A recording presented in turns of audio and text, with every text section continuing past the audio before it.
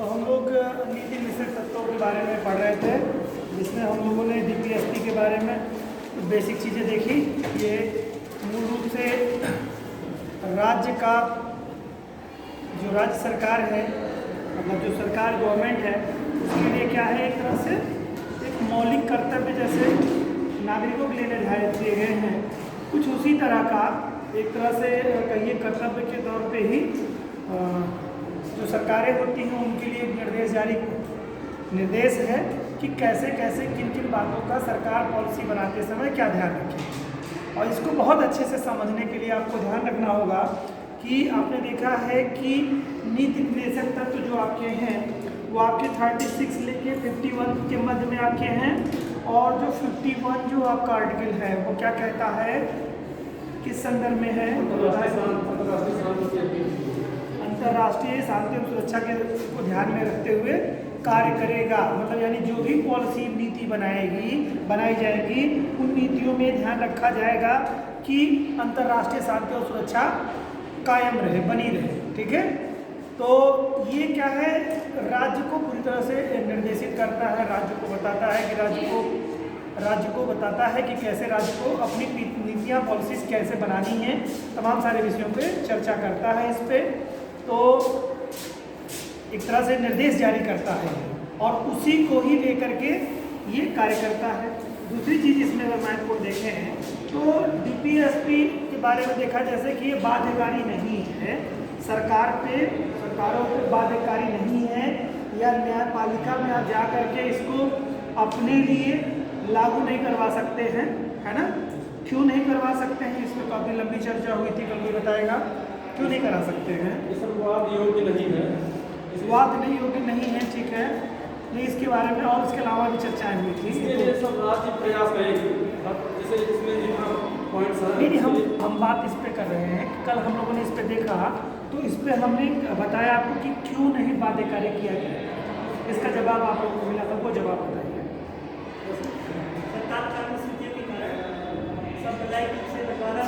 हाँ, तात्कालिक परिस्थितियाँ ऐसा कुछ माहौल नहीं बना रही थी कि जिसके परिप्रेक्ष्य में इसको बाध्यकारी किया जाए। इस नाते एक तरह से एक कल्पना रूपी कि हमारा भारत कैसा होगा और कैसे जो हमारी सरकारें आएंगी समय समय पर वो कैसे ही जनता के हितों को, यानी नागरिकों के हितों को किस तरह से ध्यान देती है ना। जैसे अभी कल बात हो ही रही थी कि समान नागरिक संहिता के बारे में क्यों नहीं लागू किया गया। इन सब विषयों पे आप लोगों ने चर्चा की है, हम लोगों ने चर्चा इस पर हो चुकी है हम लोगों की।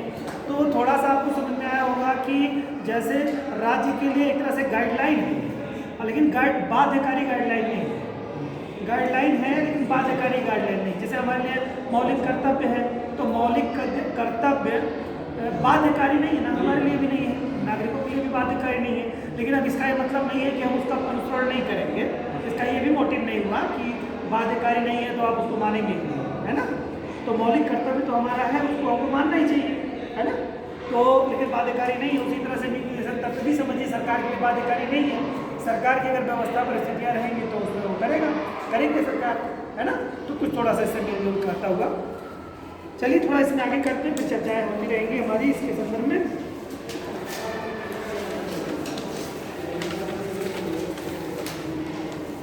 लास्ट हम लोगों ने आर्टिकल 36 के बारे में बात की थी, जहाँ पर डिफिनीशन दी गई थी क्या, राज्य के बारे में।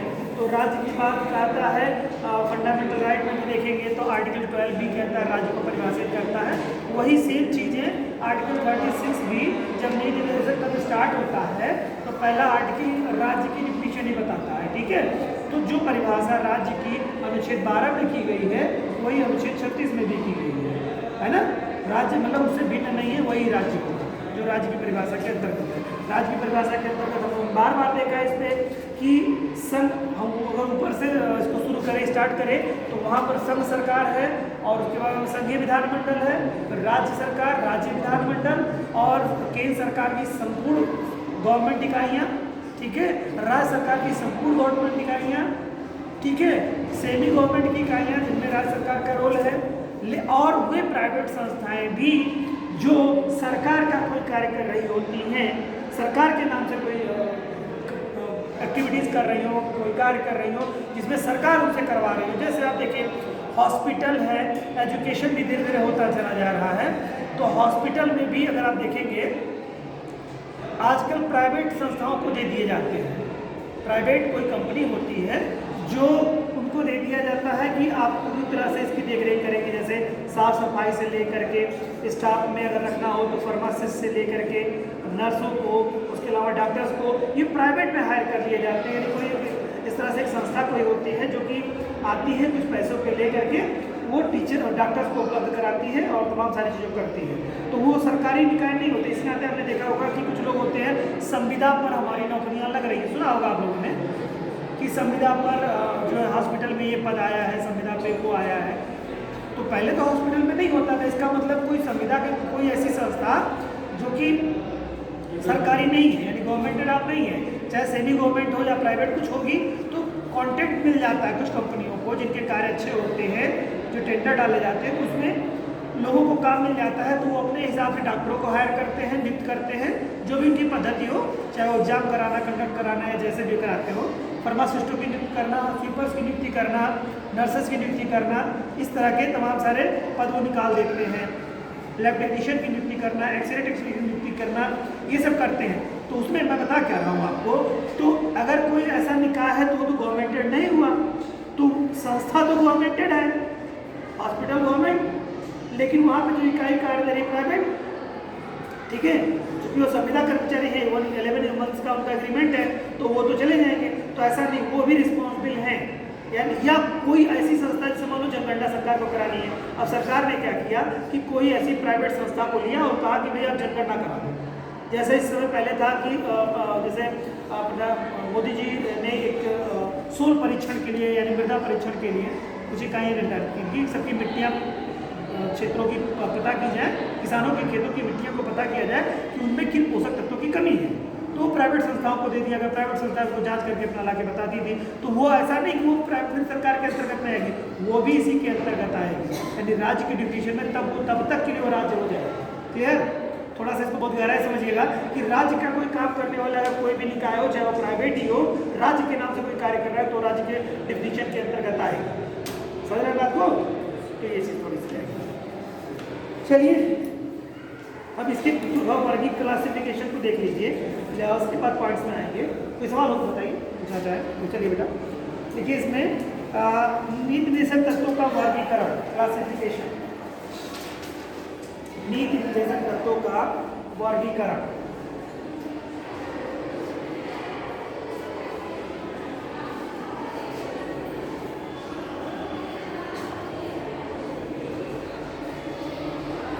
इसमें लिखिए बच्चों, नीति निषेध तत्वों की परिधि अत्यंत विस्तृत है, परिधि अत्यंत विस्तृत है,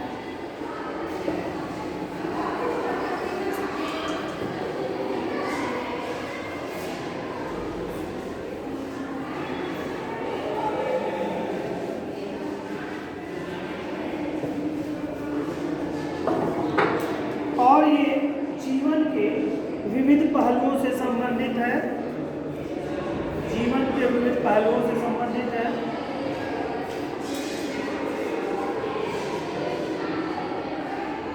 अतः इसका सर्वमान्य वर्गीकरण, अतः इसका सर्वमान्य वर्गीकरण संभव नहीं है। सर्वमान्य वर्गीकरण संभव नहीं है।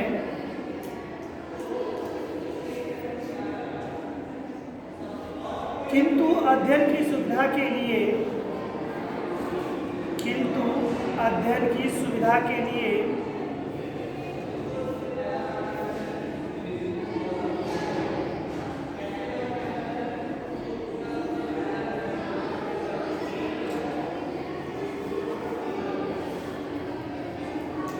इन तत्वों को निम्नलिखित वर्गों में विभाजित किया जा सकता है, निम्नलिखित वर्गों में विभाजित किया जा सकता है।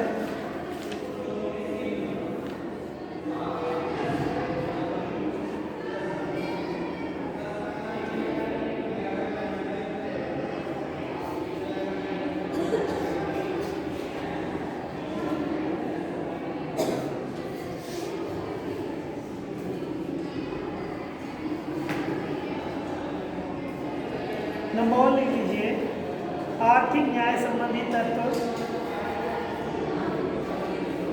आर्थिक न्याय संबंधी तत्व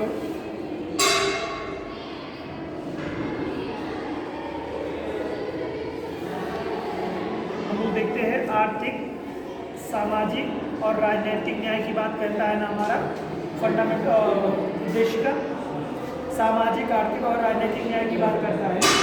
तो सामाजिक, आर्थिक और राजनीतिक न्याय की बात करती है हमारी उद्देशिका। तो जो ये आपका डीपीएसपी है, इसमें भी उसी के आधार पर कर दिया गया कि आर्थिक न्याय की बात करेगा, सामाजिक न्याय की बात करेगा। जैसे आपने देखा है समान कार्य के लिए समान वेतन, तो ये क्या हो जाएगा, सामाजिक न्याय हो जाएगा ना। और या मान लो उसमें इनकम में रखेंगे तो आर्थिक न्याय के अंतर्गत आ गया आपका, है ना। तो सामाजिक, आर्थिक, राजनीतिक न्याय की बात जो करता है वो उद्देशिका जो कहती है, वो अगर हम बात करें डीपीएसपी की बात करें तो इसका भी क्लासिफिकेशन उसी आधार पर किया जा सकता है। इनमें जो आर्टिकल्स दिए गए हैं, तो कुछ आर्टिकल्स में आर्थिक न्याय के संदर्भ में बातें बताते हैं, सामाजिक न्याय के बारे में बात करते हैं, आर्थिक न्याय के बारे में, राजनीतिक न्याय के बारे में चर्चा करते हैं। क्लियर, समझ रहे हैं बात को। तो वो चीज़ें यहाँ पर, इसको अगर हम चाहें, कोई ज़रूरी नहीं है आप इसको मतलब अपने ब्रेन को ब्रॉड करके अगर देखेंगे तो इसको हम क्लासिफिकेशन से आधार पर हम कर सकते हैं। उद्देशिका के आधार पर डीपीएसपी का हम लोग कर सकते हैं कि इसका क्लासिफिकेशन, वर्गीकरण, यानी कि इसको 3 भागों में विभक्त करके भी समझ सकते हैं। जिसमें मैंने आर्थिक के बारे में पहले चर्चा की, तो मैं चर्चा कर ले रहा हूँ आर्थिक के संदर्भ में, फिर आगे देखेंगे। चलिए आगे, आर्थिक न्याय संबंधी निर्देशक तत्व, आर्थिक न्याय संबंधी निर्देशक तत्व, इसमें लिखें भारतीय संविधान के निर्माताओं का उद्देश्य, भारतीय संविधान के निर्माताओं का उद्देश्य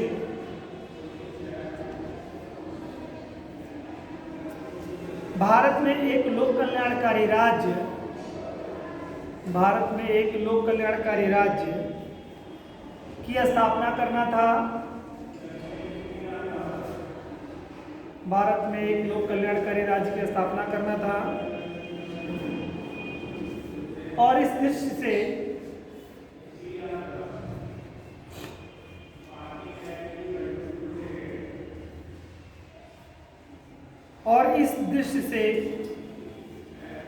आर्टिकल, इस दृष्टि से अनुच्छेद 38 व 39, 38 और 39 व 39 के तहत आर्थिक सुरक्षा, के तहत आर्थिक सुरक्षा और आर्थिक न्याय के संबंध में, आर्थिक सुरक्षा और आर्थिक न्याय के संबंध में व्यवस्था की गई है, व्यवस्था की गई है।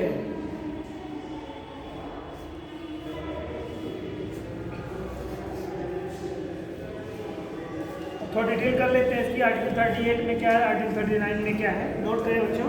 आर्टिकल 39, 38 1 के तहत, अनुच्छेद 38(1) के तहत राज्य को यह निर्देश दिया गया है कि, राज्य को यह निर्देश दिया गया है कि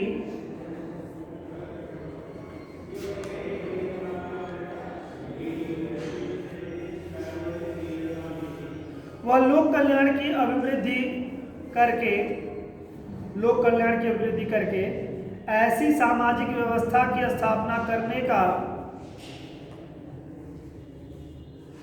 वह लोक कल्याण की अभिवृद्धि करके ऐसी सामाजिक व्यवस्था की स्थापना करने का प्रयास करेगा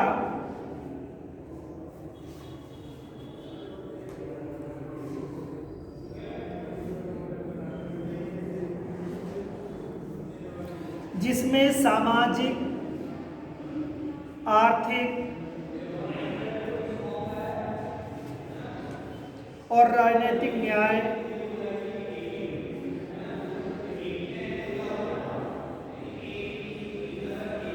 सामाजिक, आर्थिक और राजनीतिक न्याय प्रत्येक व्यक्ति के लिए प्रत्येक व्यक्ति के लिए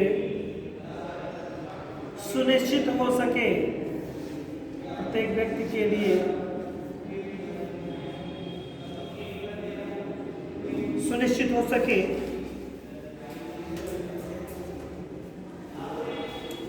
इसी प्रकार, उसी में आगे करिएगा, इसी प्रकार डैश करके आर्टिकल 38(2) 38(2) में, यहाँ तो 38(1) में बात बताई गई, यहाँ 38(2) में कह रहा है, क्या कह रहा है, में राज्य को निर्देशित किया गया है कि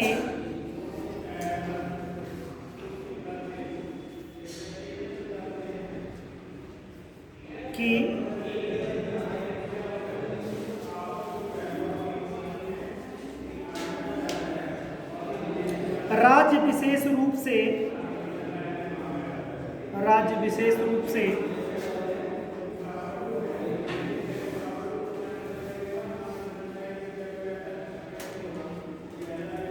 आपसी असमानता को कम करने के लिए, आपसी असमानता को कम करने के लिए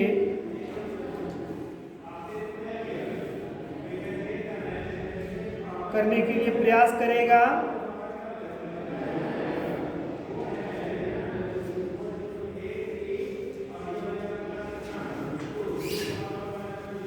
असमानता को कम करने के लिए प्रयास करेगा और न केवल व्यक्तियों के बीच बल्कि विभिन्न क्षेत्र में रहने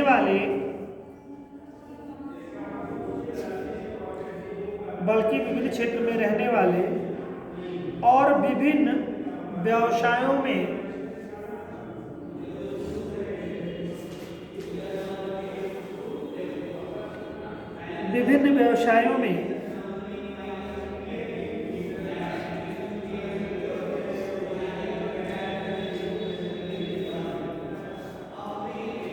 संलग्न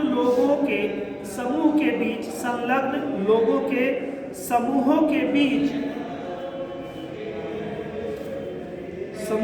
बीच प्रतिष्ठा,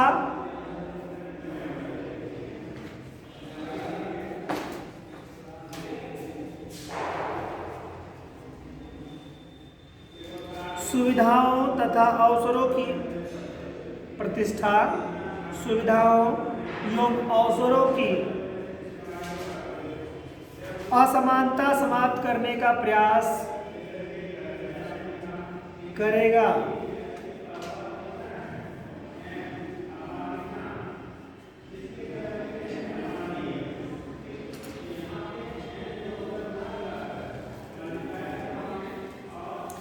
यहाँ यानी कि आर्टिकल 38(2) क्या कह रहा है, यहाँ व्यक्तियों से उठ करके क्या कह रहा है, जो व्यवसाय कर रहे हैं लोग, जो व्यवसायी लोग हैं, उनमें जो छोटे बड़े व्यवसायी हैं उनके साथ समानता का व्यवहार करेगा, यही बात तो कह रहा है। उनको उठा करके उनकी प्रतिष्ठा, सुविधाओं और अवसर की समानता को समाप्त करने का, असमानता को समाप्त करने का प्रयास करेगा। इसी नाते जो उद्यम है, तो लघु है, कुटीर उद्योग है, तमाम सारे जो मतलब इस तरह से कैटेगरी जो उनकी बांटी गई है, उसमें सरकार उनको प्रोत्साहित करती रहती है, उनको अनुदान राशियां देती है, तमाम सारी से फैसिलिटीज देती है, जिससे समानताएं बनी रहे। उनके भिन्न जो अमीरी गरीबी का मतभेद है, अमीरी गरीबी का मतलब है कि जिस इंडस्ट्री को लगाने वाला व्यक्ति है, जिस इंडस्ट्री के पास बहुत ज़्यादा पैसे होंगे, वो अपने तरीके से कार्य करेगी, और जो कम पूंजी वाले लोग हैं वो पिछड़ते चले जाएंगे। तो उसमें कुछ ऐसा करे कि सबका बैलेंस बना रहे, और कम पूंजी वाले लोगों को भी, जो व्यवसाय में उतरे हैं, उनको भी अवसर मिले, और जिससे कि एक अच्छी चीज़ें होने लगी। दिल्ली गवर्नमेंट भी देख रहे हैं इस समय ना, दिल्ली गवर्नमेंट में क्या कर रहा है कि वो नए नए आइडियाज़ डेवलप करने की बात कर रहा है बच्चों से, स्कूली बच्चों से, देख रहे हैं ना। वो अपने आइडियाज़ देते हैं, तो कंपनियाँ आती हैं, उनसे कुछ सुनती हैं, उनसे प्रेरित होती हैं, तो बच्चों को प्रोजेक्ट दे रही है काम करने के लिए, उनमें कुछ पैसे दे रही हैं। सुना कि नहीं सुना आप लोगों ने? न्यूज़ वगैरह में अपडेट रहता है, इसको देखिए इसको। तो बहरहाल वो तो बात थी वहाँ पर बच्चों को प्रोत्साहित करने के लिए, जो छोटे व्यवसायी हैं और बड़े व्यवसायी हैं उनमें लगभग समानता लाने का प्रयास करने के लिए जो बात कही गई आर्टिकल 38(2) में कही गई है। ठीक है, चलिए आगे। प्रयास करेगा नोट कर लीजिए। अब ये जैसे आर्टिकल 38(2) कब जोड़ा गया, तो संपत्ति के अधिकार को कब हटाया गया? 1978 हाँ, तो जब 44वें संविधान संशोधन के द्वारा उसको हटाया गया संपत्ति के अधिकार को, तो आर्टिकल 38(2) को जोड़ा गया उसी वक्त। ठीक है, तो थोड़ा सा कोरिलेट कर लेंगे, आसान रहेगा याद करने में आपको। तो लिख लीजिए नोट, आर्टिकल 38(2) को 44वें संविधान संशोधन अधिनियम या 44वें संविधान संशोधन द्वारा जोड़ा गया, ऐसे कर सकते हैं। 44वें संविधान संशोधन द्वारा जोड़ा गया।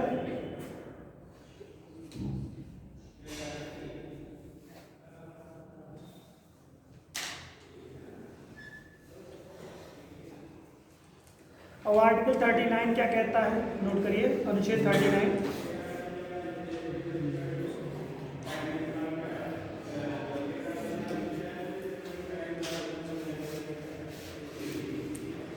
अब इसके यह कई तरह के निर्देश जारी करता है। अनुच्छेद 39 जो है कई तरह के निर्देश जारी करता है। तो इसमें अनुच्छेद 39 लिखा आपने, इसमें आगे करिए कि निम्न निर्देश जारी करता है। निम्न निर्देश जारी करता है, आर्टिकल 39 निम्न निर्देश जारी करता है या निम्न निर्देश दिए गए हैं। नंबर 1 है, अब ये निर्देश जो है वो किस में बताया गया, निम्न निर्देशों को फॉलो करना होगा, तो अब आ जाएगा 39A या 39 क में निर्देश दिए गए हैं। तो सीक्वेंस में 39 क फिर 39 ख, इस तरह से क्रम में उनके निर्देश जो जारी किए गए हैं वो चीज़ें आपकी बताई गई है कुल टोटल।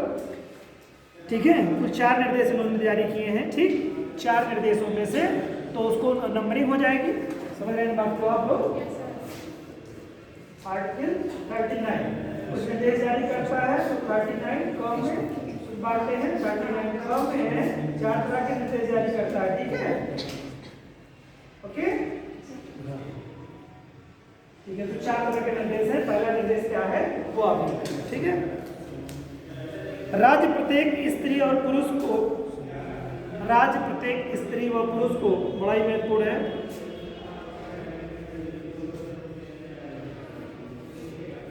समान रूप से जीविका के साधन, समान रूप से जीविका के साधन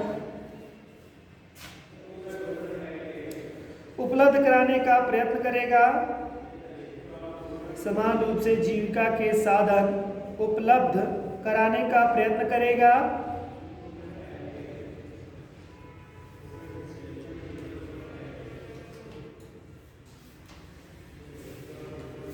ठीक है, अब ये कैसे प्राप्त किया जा सकता है, उपलब्ध कराएगा, इसका क्या मतलब हुआ, जीविका को पार्जन करने के लिए, जीवन यापन करने के लिए, ऐसा समझिए।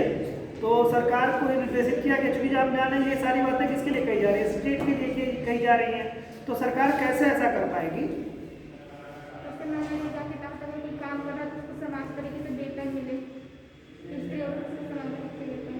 अच्छा, समान रूप से वेतन दे करके कर सकता है। और किस रूप में, और कोई बात बताए, समान रूप से समान वेतन, तो वेतन तो मिलना ही चाहिए, समान तो लगभग समान रोजगार, इसलिए समान रोजगार की व्यवस्था करेगा, संसाधनों की। हाँ, इसमें थोड़ा देखिए, रोजगार किसी भी काम के लिए, समान कार्य के लिए समान वेतन तो है भाई। ऐसा नहीं कि कोई आप किसी वर्कर को फीमेल लाएंगे, मेल लाएंगे तो कुछ और अलग अलग कास्टें लेंगी। ये अलग बात है कि वो महिलाएं जो है इस तरह के कार्य नहीं करती हैं, तो लोग अवॉइड करते हैं कि इनको ले जाएंगे, काम कम करेंगी, वर्कर मेल रहेगा तो ज़्यादा करेगा, जो भ्रांति या धारणा है। लेकिन कुछ ऐसे कार्य है जैसे पोछा लगाने का कार्य है, तो यहाँ पर घरों में जो अमीर लोग हैं या बर्तन धुलने का कार्य है, तो वहाँ पर किसको रखते हैं, पुरुष को रखते हैं, कभी मोस्टली कभी नहीं रखेंगे। तो वो एक तरह से कैटेगरी लोगों ने बांट रखी कि महिलाएं यही काम करेंगी। अगर वो श्रम में कोई कार्य करेंगी, जो अशिक्षित महिलाएं हैं, जो घरों में कार्य, मेट्रोपॉलिटन सिटी में बहुत ज़्यादा देखने को मिलेगा, बड़े शहरों में, तो घरों में जाके खाना बनाने का। एक टीवी पे ऐड भी आता है जिसमें अक्षय कुमार जी वो कौन से आटे का ऐड करते हैं, जिसमें वो गाय कहती हैं कि छुट्टी चाहिए साहब, तो कह रहे हैं छुट्टी नहीं मिलेगी। तो जो रोटी का आटा खाते हैं तो कहते हैं छुट्टी तुम्हारी पक्की। हाँ, कोई आटा था ना, बात देखते हैं ना, उसमें कोई भी है ऐड, मतलब आप समझिएगा, यानी कोई महिला वहाँ पर उनके वर्क कर रही होती है, मेरा मोटिव ये है, यहाँ पे कोई महिला कोई वर्क कर रही होती है ना वहाँ पे, तो उनकी छुट्टी ना छुट्टी की बात जो होती है, इसका मतलब वो भी रोजगार कर रही है। जी जी, मतलब उस तरह की चीज़ें हैं उसमें, तो दिखाता है जो उसमें, तो उससे आप समझेंगे कि यानी कि महिलाएं भी रोजगार कर रही है। तो यहाँ पर तो बात हो गई कि कार्य कर रहे हैं, तो सभी फील्ड में अलग अलग फील्डों में अपना अपना कार्य करते हैं, किसी लोग बटा हुआ है, तो यहाँ पर वो बात नहीं कर रही है। यहाँ पर ये कह रहा है कि इससे रोजगार निकला, जैसे कोई वैकेंसी आती है तो वैकेंसी में क्या कहता है, केवल पुरुष कोई महिला, समानता होनी चाहिए। वैकेंसी आती है, आप समान अवसर आप पास कर सकते हैं, जाइए यूपीएससी और सीट आपकी रिजर्व हो जाएगी। इसमें कोई वो नहीं बांटा गया कि 50-50 महिला 50 पुरुष, ऐसा कुछ नहीं रखा गया। मतलब कुछ एक पे कहीं कहीं कुछ कंडीशन रखी जाती है, नहीं तो नॉर्मली वैकेंसी आई, वैकेंट आई, आप उसमें जाइए, अपियर होइए। अगर 60% महिलाएं जा सकते हैं 60% चली जाएँ, 40% जा पाती है 40% चले जाएंगे। अवसर की समानता करिए सबको कि भाई किसी को जीविकोपार्जन करना है, अब कोई नौकरी करना चाहती है महिला, अगर रोक दिया नहीं महिलाएं नहीं करेंगी इसको, आवेदन नहीं कर सकती, तो फिर तो ये अवसर की समानता छिन गई ना उनकी, है ना।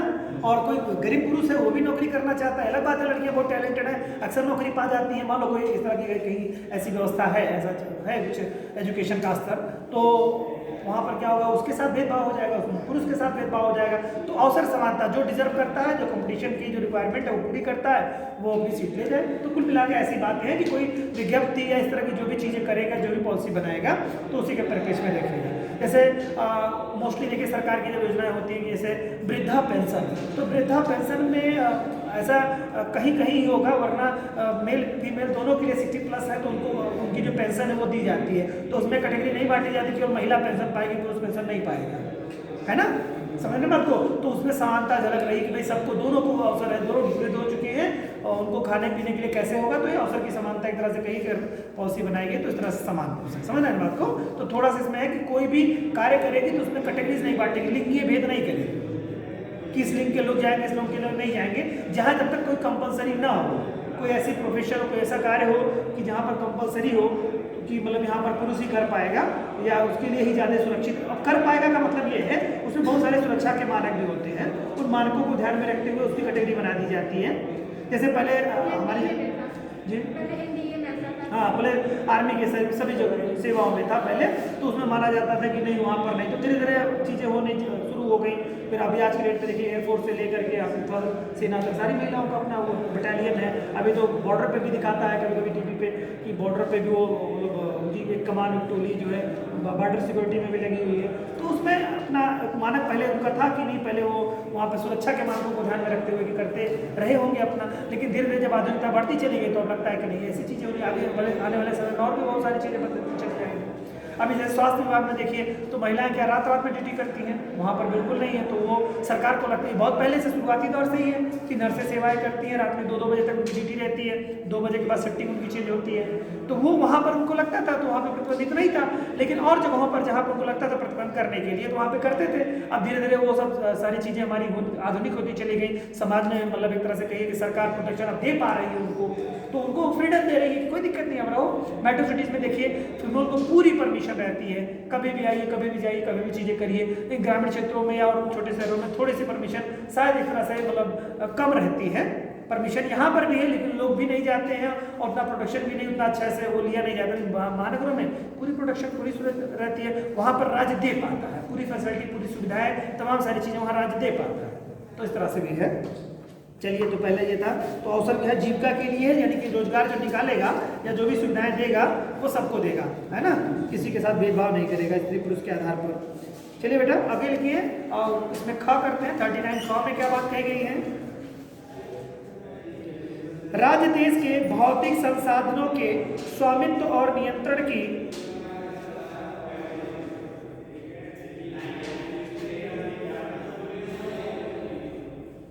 राज्य देश के भौतिक संसाधनों के स्वामित्व और नियंत्रण की ऐसी व्यवस्था करेगा,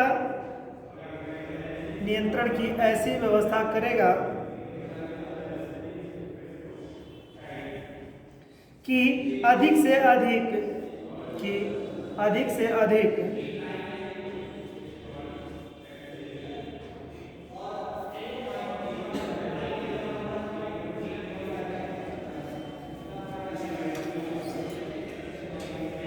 सार्वजनिक हित हो सके, अधिक से अधिक सार्वजनिक हित हो सके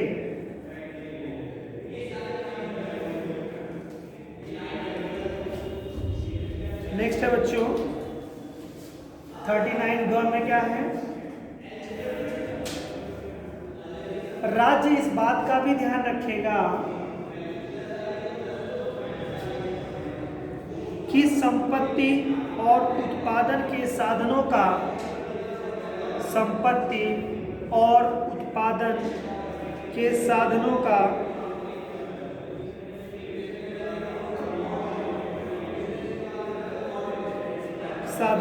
इस प्रकार केंद्रीकरण न हो कि उत्पादनों के साधनों का इस प्रकार केंद्रीकरण न हो कि सार्वजनिक हित को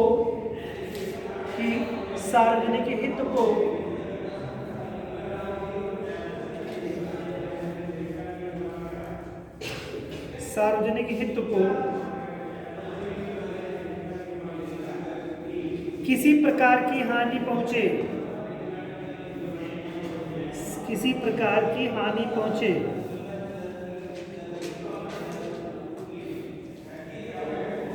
यानी कि सार्वजनिक जो संपत्तियां हैं उस पर प्राइवेट संस्थाओं का ऐसा ना हो जाए कि पूर्ण रूप से नियंत्रण हो जाए और फिर दिक्कतें क्रिएट हो। इस नाते सरकार हर चीज़ पे एक सीमित मात्रा में अपना कंट्रोल रखती है ना।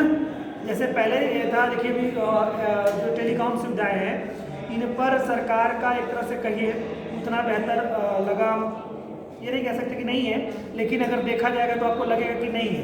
जैसे टेलीकॉम सेक्टर में देखिए BSNL क्या है, सरकार की सेमी गवर्नमेंट व्यवस्था है ना, तो उसमें क्या सुविधाएं दी गई है, सरकार क्या करती है कि सबको ऐसी फैसिलिटीज उपलब्ध कराती है कि जैसे प्राइवेट अभी देखिए सारे मोबाइल कंपनियां क्या उन सबके रेट बहुत बढ़ गए हैं ना, बहुत ज़्यादा। एक दौर था कि फ्री में जियो सुविधाएं देते थे, सारे के रेट बहुत कम हुआ करते थे, फ्री में सिर्फ 2 सालों तक लोगों ने नेट और इंटरनेट और तमाम सारी चीज़ें पूरी फ्री में व्यवस्था दी। आज की डेट में है कि लोगों की कमर टूट रही होगी, मोबाइल जो चलाते हैं, जिनके पास 2-3 नंबर है, जो प्रोफेशन में लगे हुए हैं, उनकी बहुत अच्छी इनकम नहीं है या है भी, तब भी उनको लगता है फालतू का 2000 रुपये उस पर खर्च हो रहा है, जबकि यही चीज़ें 2 साल पहले फ्री में थी। आज की डेट में किसी के पास जो मोबाइल है तो बेसिक रेंट के तौर पे अगर हम देखें तो 100 रुपीज़ मिनिमम आपका वो हो जा रहा है, एक व्यक्ति को 100 रुपीज़ तो आपको देना ही देना है लगभग करीब देखा जाए इसमें। तो ये एक व्यवस्था ऐसी डेवलप हो चुकी है कि जो कि एक नई ठीक है। लेकिन अगर आप देखेंगे यहीं पर सरकार की अगर संस्था में देखेंगे तो वो BSNL जैसे है वो और लोगों के अपेक्षा बहुत सस्ती होगी, वहाँ पर पॉलिसी जरूर ऐसी कुछ सस्ती होंगी जो इनकी अपेक्षा तो कम सस्ती होंगी। अगर BSNL भी हटाओ, BSNL को लोग तो प्रेफरेंस क्यों नहीं दे रहे हैं, क्योंकि सुविधाएं थोड़ी फैसिलिटी उसकी ठीक नहीं है, मतलब उसके नेटवर्क वगैरह है, तमाम सारी चीज़ें उतनी ठीक नहीं है। लेकिन इस नाते तो क्या करें, उसको छोड़ करके लोग मजबूर हो जा रहे हैं प्राइवेट चीज़ों को लेने के लिए। लेकिन प्राइवेट चीज़ें अगर पूरी तरह से वो हट जाए तो प्राइवेट चीज़ें कितनी महंगी होनी, एक थोड़ा सा उदाहरण इसी समझ लीजिए। सरकार ने किसी चीज़ पर अगर नियंत्रण छोड़ा तो क्या हो जाएगा, वो चीज़ें फिर हवा में हो जाएंगी, फिर महंगी होती चली जाएगी। समय समय पर सरकार जैसे थोड़ा बैलेंस नहीं देखती है तो तुरंत बैलेंस नहीं कर पाती, तो प्याज के दाम आसमान छूते हैं, फिर उसको मेंटेन करती है किसी तरह से, फिर वो औसत एवरेज दाम में आते हैं। टमाटरों के दाम, किसी भी ऐसी चीज़ के, दालों के दाम अक्सर देखेंगे आप, जैसे उन्होंने बैलेंस करना छोड़ा थोड़ा सा तो वो हवा में हो जाते हैं। तो सरकार बहुत सारा, जैसे सरकार भी क्या करती है, बहुत सारे अक्सर देखेंगे सरकार ने जगह जगह पर स्टॉल लगाए प्याज के, और सरकारी स्टॉल लगे हुए हैं, वहाँ प्याज सस्ती मिल रही है। ऐसा आपने सुना होगा, टीवी के माध्यम से देखा होगा।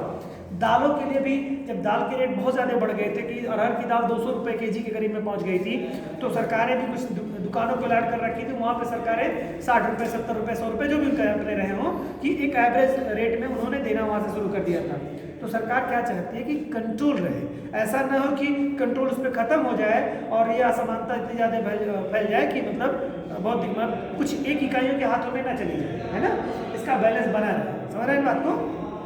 तो इस तरह से ये आर्टिकल इसी बताता है संपत्ति और उत्पादन के साधनों में। अब संपत्ति वगैरह है, पूरी तरह से अगर सब एक ही 2 वर्ग के लोगों के पास या कुछ एक लोगों के पास सब नियंत्रित हो जाएगा तो प्रॉब्लम आनी ही आनी है, निश्चित तौर से आएगी। तो ये नहीं होना चाहिए, ये सरकार का अपना है। BSNL के अलावा जो टेलीकॉम सेक्टर की जो कंपनियां हैं, सबसे अच्छा उदाहरण के तौर पे आपको देखने को मिलेंगी कि यहाँ बड़ी दिक्कतें कर रहे हैं ये लोग और इतने ज़्यादा रेंट ले रहे हैं, क्योंकि एक सामान्य व्यक्ति के लिए एक दौर था कि सबके हाथों में, गरीबों के हाथों में मोबाइल थी। आज के दौर में मोबाइल को ऑपरेट करना, चला पाना बड़ा मुश्किल हो रहा है। और उसमें ऐसा उन्होंने बेसिक रेंट के लिए भी कोई चीज़ ऐसी नहीं रखी है कि जिसको मान लो कोई एक गरीब व्यक्ति है और जिसको बहुत कम यूज़ करना है, नेट भी नहीं वो बहुत ज़्यादा यूज़ करता है या नहीं ही कर पाता है, उसको भी बाध्यता है कि वो वही फैसिलिटी लगभग कमो बेश वही फैसिलिटी लेकर के वो भी चले। तो ये थोड़ी सी मतलब कहीं ना कहीं इस पर चीज़ें ठीक नहीं है ये। चलिए आगे। तो आर्टिकल 39 घ हो गया बच्चों। अगला 39 घ, आर्टिकल 39 घ ये क्या कहता है? राज्य प्रत्येक नागरिकों को चाहे वह स्त्री हो या पुरुष हो, राज्य प्रत्येक नागरिकों को चाहे वह स्त्री हो या पुरुष हो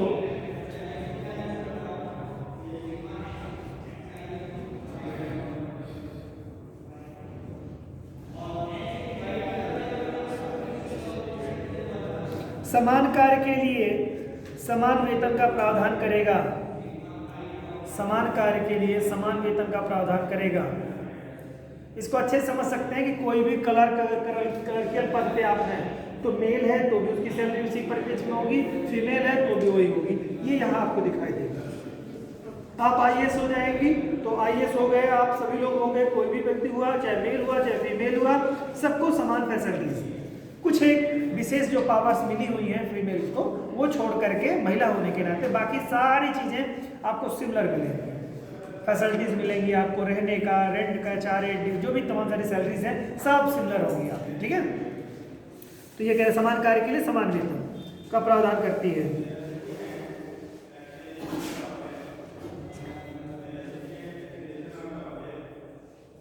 और इसी को लागू करने के लिए समान पारिश्रमिक अधिनियम 1976 में लाया गया था, 42वें संविधान संशोधन के लिए। ये पारिश्रमिक पहले क्या हुआ करता था, लोग शिक्षित और लिटरेट नहीं हुआ करते थे, तो जो बड़े साहूकार और या इस तरह के जो भी लोग थे जो कार्य कराते थे, तो उसके लिए बहुत समान वेतन नहीं मिलता था उनको। महिलाओं को कम वेतन, आज पहले जब तक मनरेगा वगैरह स्कीमें नहीं थी बड़ी दिक्कतें हुआ करती थी, महिलाएं भी बहुत सारी जगहों पे काम करती थी, तो उनको लोग अपेक्षित कम पैसे दिया करते थे। अब लोग जानते हैं, अब सबको मालूम है कि अगर पुरुष 400 रुपये में वर्क कर रहा है तो फीमेल भी 400 रुपये में करेंगे। वो अपनी स्वेच्छा से, अलग विषय है कि उसको रोजगार नहीं मिल रहा है, कहीं कोई दिक्कत है तो वो कह देगी चलो साहब आपको 300 रुपये दे देना या 200 ही दे देना, हम काम कर लेंगे आपके यहाँ। तो एक अलग इशू है ना। इसी नाते लोग अपनी बात करते हैं, काम करने वाले लोग जो भी होते हैं उन पर भी बात होती है, जो झाड़ू लगाने वाली फीमेल्स हैं या जो घरों में खाना बनाती हैं, बर्तन धोती हैं, उनकी भी एक अपनी डिमांड होती है ना। टीवी में काट देखा कोनों के पर्दों के कोनों के पीछे के लिए 1 लाख रुपए हैं मांगते ना वो, उसमें जो मच्छर वगैरह का क्या है, मच्छर का ही है ना ऐड है हॉस्पिटल्स का, तो वो इसमें ये सब चीज़ें समझ में आती होंगी कि आपको कि मतलब इसके लिए एक रेट है, ये इसलिए हम करेंगे। तो वो भी है स्वतंत्रता है भाई, नहीं करेंगे इसमें, ये काम नहीं करेंगे। अरे साइड में क्या रखा है भाई, इतना 1 लाख रुपये क्यों दें हम, है ना, ऐड में से कुछ बोलता है ना। ठीक है, तो वो चीज़ें हैं आपकी। चलिए आप समझ रहे होंगे मेरी बात को।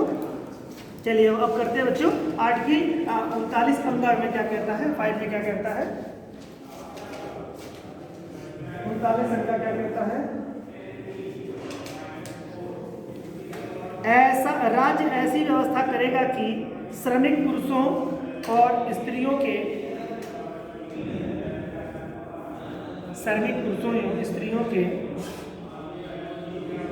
स्वास्थ्य और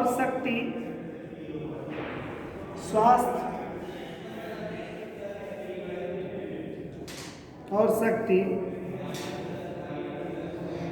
तथा बालकों की सुकुमार अवस्था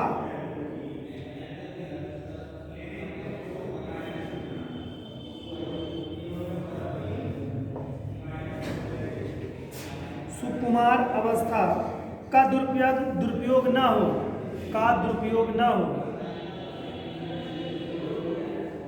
ठीक है, इसका क्या मतलब हुआ, जैसे कोई ऐसे कार्यों में उन लोगों को न संलिप्त करा जाए कि जो उनके स्वास्थ्य पे प्रभाव पड़े। जैसे कहते हैं कि वर्कर कोई कार्य कर रहा है, बहुत सारी जगहों पे आपने देखा होगा कुछ बच्चों के ऊपर बड़े वजनी सामानों को लोग रख देते हैं और बड़े दुर्लभ टाइप के हिलते हुए जाते हैं ना, तो फिर बाद में कहते हैं कि उनको डर लगने लगता है कि कहीं इसको कुछ चोट लग गई या इस तरह की चीज़ हो गई तो हमारे ऊपर भी पनिशमेंट मिल सकती है, दिक्कत होगी, तो उसको रोक देते हैं कि मत करो, जबकि ये गैर कानूनी है, कराना ही नहीं चाहिए ऐसे कार्य को। बहुत सारे ऐसे कार्य हैं जिनमें से जो कि जैसे गैस वगैरह के लिए, मतलब जो कुछ ऐसी जगहों पे है जहाँ पे गैस वगैरह रिलीज होती है, वहाँ बच्चे जाएंगे तो नुकसान उनको पहुँचा सकता है, तो वहाँ पे जो जोखिम भरे कामों में कुछ उनको इन्वॉल्व नहीं करना है। जैसे अक्सर देखते होंगे कि आप जो ये नाले वगैरह साफ़ किए जाते हैं, और कुछ ऐसे होते हैं गैस पाइपलाइन वगैरह हैं, उनमें जो कार्य करने वाले लोग हैं, तो उसमें इस आर्टिकल को आप ध्यान रखिएगा कि ऐसे जोखिम भरे कार्यों में रोकता है उन लोगों को, कि जो बच्चे हैं या महिलाएं हैं कुछ कामों के लिए प्रतिबंधित करता है कि उनमें महिलाओं को उनमें काम नहीं लिया जाए, है ना। तो उसका ध्यान रखा जाएगा। ऐसा नहीं कि हर कार्य समान रूप से समान कार्य तो सभी समान करेंगे, ऐसा नहीं है। कोई व्यक्ति अगर आपके यहाँ वर्कर रखता है आपको, आप अधिकारी हैं वहाँ के और आपके सबॉर्डिनेट के तौर पर बहुत मेल फीमेल दोनों आपको वर्कर हैं, तो आपको इस बात का ध्यान रखना होगा कि किससे कौन सा काम लेना है। ऐसा नहीं कि आप पैसा समान पा रहे हो तो सब काम सब करेंगे, ऐसा नहीं है।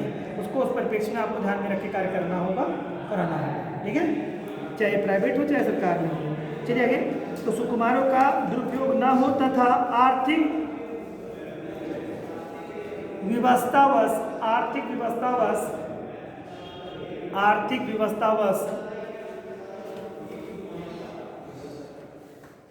कोई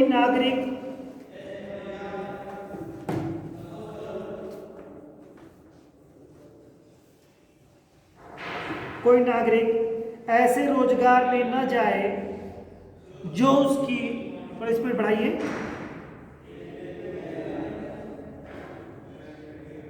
न जाए जो उसकी आयु व शक्ति के अनुकूल न हो, आयु व शक्ति के अनुकूल न हो।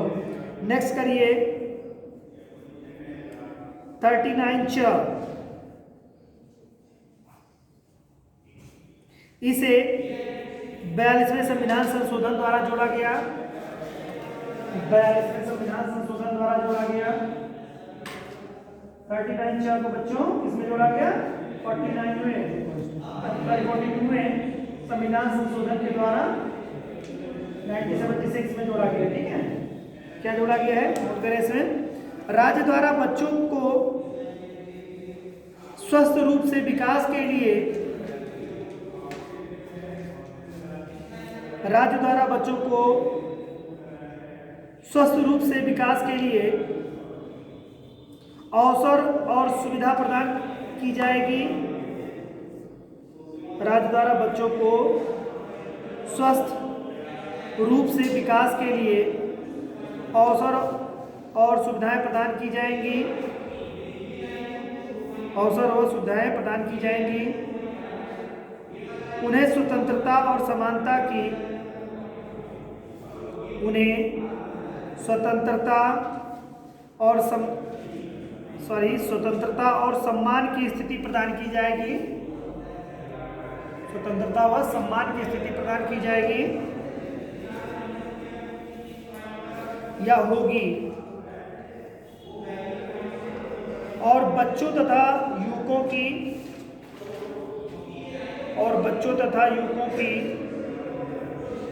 शोषण से तथा भौतिक या नैतिक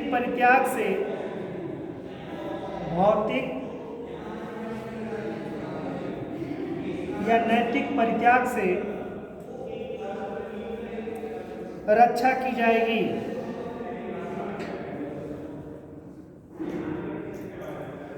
तो ये तो कुछ बातें बताई घरेलू हिंसा को लेकर के भी 2016 में कुछ कानून बनाए गए कि कौन सी चीज़ें घरेलू हिंसा के अंतर्गत आएंगी, ये भी इसी के अंतर्गत ही आपका आ जाएगा। अब थोड़े से आर्टिकल्स को लिख लीजिए कि कौन से आर्टिकल्स जो हमने नहीं लिखे हैं, कौन सा आर्टिकल किसमें है बच्चों, वो थोड़ा सा आपके लिए बहुत जरूरी है, वो लिखें।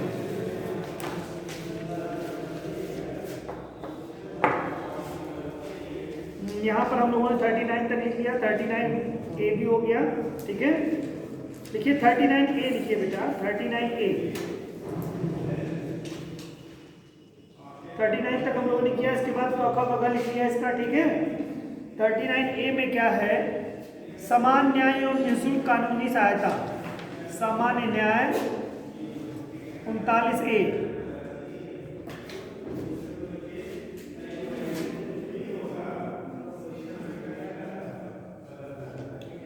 40 में करिए बच्चों, ग्राम पंचायतों का गठन, आर्टिकल 40 ग्राम पंचायतों का गठन। 41 अनुच्छेद 41 में क्या कहा गया है? 40 में आपने देखा क्या है? ग्राम पंचायतों का गठन।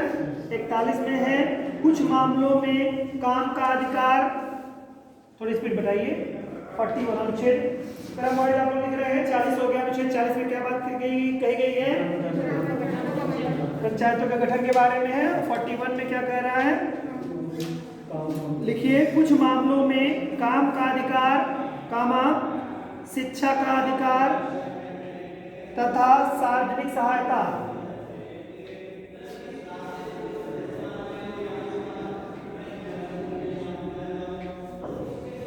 टू में जो है बेटा न्यायोचित एवं मानवीय, न्यायोचित अनुच्छेद 42 में लिखिए, न्यायोचित एवं मानवीय कार्य दशाओं तथा न्यायोचित एवं मानवीय कार्य दशाओं तथा मातृत्व सहायता के लिए प्रावधान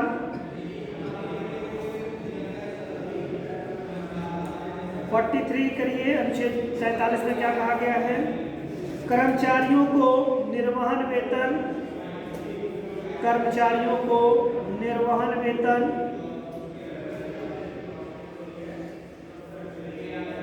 या निर्वाह वेतन, निर्वाह कर लीजिए, निर्वहन को निर्वाह कर लीजिए, निर्वाह वेतन आदि की सुविधा देगा। 43A में क्या कहता है बाबू? नोट करें, उद्योगों के प्रबंधन में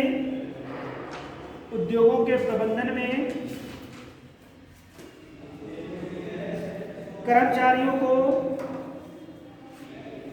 या कर्मचारियों की सहभागिता,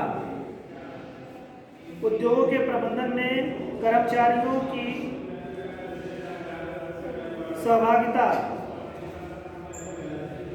43B में क्या कहा है बच्चों? 43B सहकारी समितियों को प्रोत्साहन,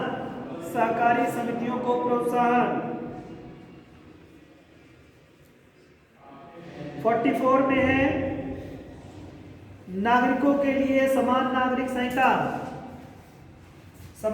संहिता कर लीजिए, नागरिकों के लिए समान नागरिक संहिता। 45 में क्या है? देखिए,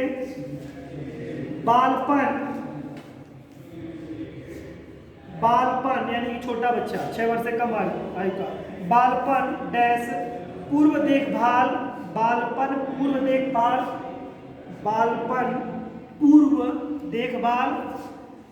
बालपन यानी 6 वर्ष से जब बच्चा बढ़ता है तब उसका बालक कहलाता है, उसके पूर्व का पहले का देखभाल। 6 वर्ष से पूर्व यानी कि बालपन पूर्व देखभाल तथा 6 वर्ष से कम आयु के बच्चों की, 6 वर्ष से कम आयु के बच्चों की शिक्षा।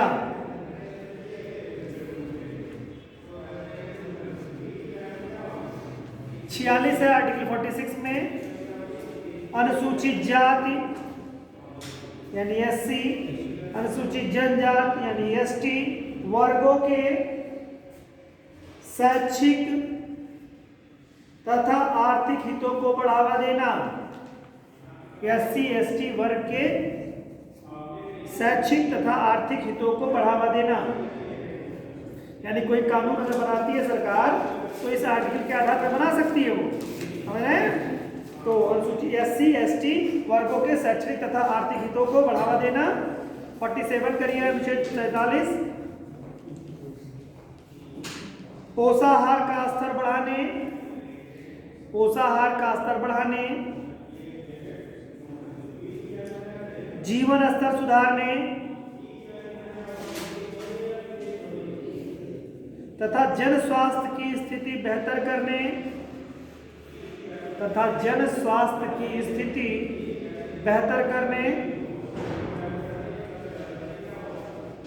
संबंधी सरकार का कर्तव्य। पोषाहार का स्तर बढ़ाने, जीवन स्तर सुधारने तथा जन स्वास्थ्य की स्थिति बेहतर करने संबंधी सरकार का कर्तव्य। आर्टिकल 48 लिखिए, कृषि पशुपालन का संगठन, कृषि एवं पशुपालन का संगठन, आर्टिकल 48 था ये। 48A में क्या कहा गया है, नोट करें, पर्यावरण संरक्षण 48 का पर्यावरण संरक्षण एवं संवर्धन तथा वन एवं वन्य जीवों की सुरक्षा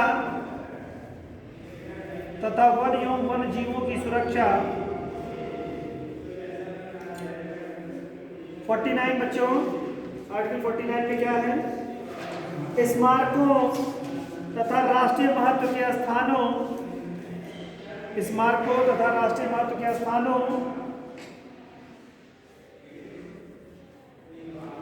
एवं वस्तुओं का संरक्षण, नगर पालिका का कार्यपालिका, अगला है बेटा ये पढ़ना 50 आर्टिकल 50, न्यायपालिका का कार्यपालिका से अलगाव, और आर्टिकल 51 जैसा कि आपको पता है अंतर्राष्ट्रीय शांति एवं सुरक्षा को प्रोत्साहन। कल मिलेंगे हम लोग मौलिक कर्तव्य के साथ। ओके।